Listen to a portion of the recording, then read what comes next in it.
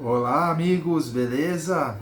Bom, estou aqui para fazer mais um vídeo para vocês, dessa vez fazendo um balanço completo do que aconteceu nas quartas de final da Copa do Brasil, que se encerraram ontem à noite. Quando quando houve na verdade os sorteios dos confrontos, havia uma previsão sobre cada um desses confrontos, né? Nós analistas sempre sentamos, gostamos de imaginar como serão os jogos, e aí parecia meio unânime, né? Categorizaram a expectativa em relação a esses confrontos da seguinte maneira: confronto entre Flamengo e Bahia vai ser aquele do qual mais se espera tecnicamente, por causa dos jogadores envolvidos, do investimento envolvido nesses dois clubes. O confronto entre Atlético Mineiro e São Paulo seria o confronto que apresentaria o maior equilíbrio técnico no mais alto nível. O confronto entre Atlético Paranaense e Vasco seria aquele mais emocionante do ponto de vista dos dois times, da vibração. E era unânime também que, do ponto de vista técnico, Corinthians e Juventude trariam o confronto mais fraco, tecnicamente. No fim, acho que a única expectativa que de fato se confirmou foi aquela em relação ao Atlético Paranaense e Vasco. De fato, foi o confronto mais emocionante, né? O próprio fato dele ter sido decidido nos pênaltis demonstra isso, né?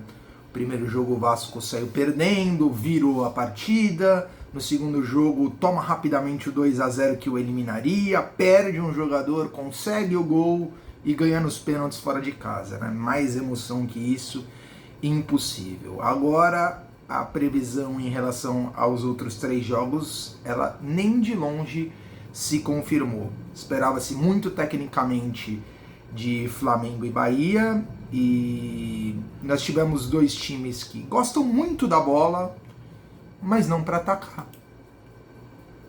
Falta impetuosidade, tanto para o Bahia e principalmente para o Bahia, e também para o Flamengo. O Flamengo ontem claramente se defendeu com a bola.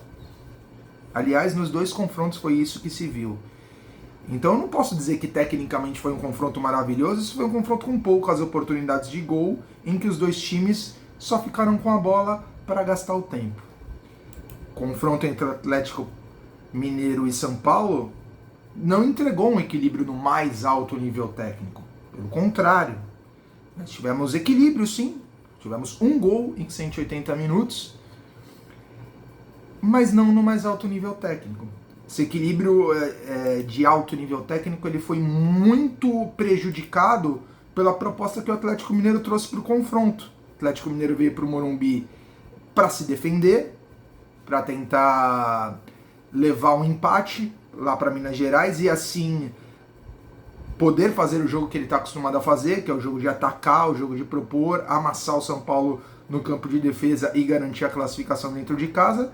Só que a proposta em São Paulo saiu melhor do que a encomenda, ele acabou ganhando o jogo em São Paulo e aí se deu o direito de ficar atrás também no jogo dentro de casa. Ou seja, o que aconteceu no primeiro jogo sugestionou totalmente o que aconteceu no confronto como um todo, diminuindo drasticamente o nível técnico dos dois jogos. Foi de longe o confronto mais pobre tecnicamente. E aquele que ninguém esperava, o patinho feio, que era Corinthians e Juventude, para mim foi o que mais entregou no aspecto técnico. É claro que o Juventude tem as suas deficiências, mas o Corinthians nesse segundo jogo mostrou muito futebol. Foi 3-1 o jogo, o Corinthians fez os dois gols no final, tá até os 35 do segundo tempo estava sendo eliminado, mas jogando muito bem, movimentações, o trabalho do Ramon está evoluindo cada vez mais, e esse bom jogo do Corinthians fez com que o confronto como um todo evoluísse do ponto de vista técnico. Então essa análise que eu faço ela é muito interessante para a gente pensar que quando os confrontos são sorteados, a gente gosta de rotular eles em caixinha. Esse confronto vai ser assim, aquele vai ser assim, aquele vai ser assado. E no fim, na maioria das vezes, nada do que a gente está esperando acontece. Simplesmente porque isso é futebol, não existe receita de bolo e ninguém aqui é vidente para saber o que de fato vai acontecer.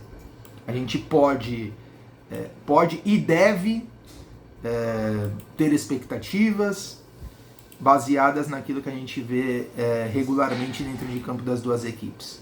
Mas não podemos rotular previamente o que vai acontecer dentro de um confronto sob o risco de quebrarmos a cara, como aconteceu nessas quartas de final da Copa do Brasil.